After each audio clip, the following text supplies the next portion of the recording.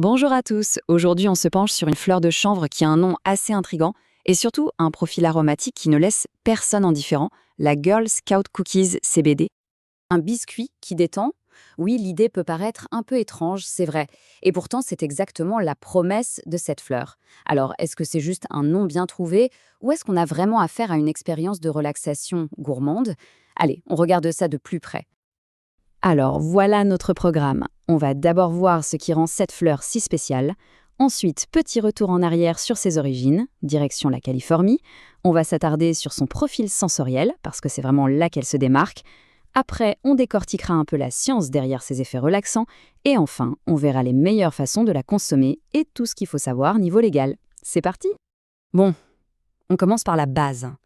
Qu'est-ce qui fait que la Girl Scout Cookies sort vraiment du lot, surtout pour ceux qui ont des goûts assez pointus? En fait, c'est une variété de chanvre qu'on peut qualifier de premium. Elle est cultivée en intérieur avec beaucoup de soin. Sa réputation, elle s'est construite sur deux choses. D'abord, ce goût sucré, très gourmand, qui rappelle vraiment un biscuit, et de l'autre, des effets relaxants qui sont assez puissants. C'est vraiment ce combo entre le plaisir du goût et le bien-être qui fait tout son succès. Mais pour vraiment saisir son caractère unique, il faut faire un petit saut dans le passé. Son histoire est aussi intéressante que son goût, et elle nous emmène tout droit de la Californie jusqu'à nous. Tout a commencé en 2009 en Californie. Un créateur de génie, un certain Berner, a eu l'idée de croiser deux variétés devenues mythiques, l'Ojekush et la Durban Poison.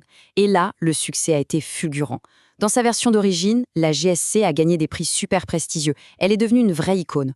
Aujourd'hui, on la retrouve sous cette forme, une version CBD complètement légale qui garde tout l'héritage de ses arômes, mais en se concentrant sur les effets apaisants du cannabidiol. Et justement, cet héritage aromatique, parlons-en, c'est maintenant qu'on plonge au cœur de l'expérience, ce qui se passe au niveau des sens. Déjà, à l'œil, les têtes sont superbes, très bien manucurées avec des petites touches de rose et d'oranger. Quand on sent, on a l'odeur classique du chanvre, mais avec des notes sucrées, presque chocolatées, qui viennent par-dessus. Et alors en bouche, c'est là que tout se joue. Ça commence avec un goût de baie sucré, puis ça évolue vers des notes un peu plus terreuses, pour finir sur cette saveur de biscuit si caractéristique qui lui a donné son nom. D'ailleurs, cette phrase « un goût de biscuit fraîchement sorti du four » résume tout à la perfection. Ce n'est pas juste un nom pour faire joli, c'est une promesse qui est tenue. Ok, le goût est top, on a compris. Mais les effets alors? Qu'est-ce qui se passe dans notre corps? On passe un peu côté science pour comprendre cette fameuse sensation de détente. Le chiffre à retenir, c'est celui-là, jusqu'à 24% de CBD. Pour être clair, c'est une concentration vraiment très élevée, et c'est ça qui est à l'origine de son efficacité. Et ce petit tableau résume bien la situation. D'un côté, on a un taux de CBD qui peut même dépasser les 20%. C'est lui qui apporte tous les bienfaits. Et de l'autre, un taux de THC qui est maintenu hyper bas, en dessous de 0,3%. C'est ce qui garantit que la fleur est 100% légale en France et en Europe, et surtout qu'il n'y a aucun effet psychotrope. En pratique, comment ça marche? Eh bien, il semblerait que son action cible directement les mécanismes du stress et de l'anxiété dans le corps. Le résultat, c'est une vraie sensation de calme, de détente, qui peut vraiment aider à mieux dormir ou tout simplement à souffler un peu après une journée chargée. Bien, maintenant la question que tout le monde se pose, comment on la consomme pour en tirer le meilleur parti? Alors, la méthode numéro 1, c'est la vaporisation.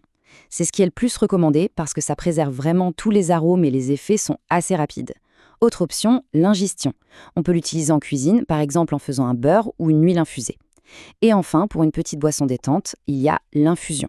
On la laisse tremper dans de l'eau chaude avec un corps gras, comme un peu de lait ou d'huile de coco. Par contre, attention à un point super important, la combustion, c'est-à-dire la fumée, c'est vraiment déconseillé. Non seulement c'est mauvais pour les poumons, mais en plus, ça abîme les arômes. Pour une expérience qui soit à la fois saine et agréable, on va préférer les autres méthodes.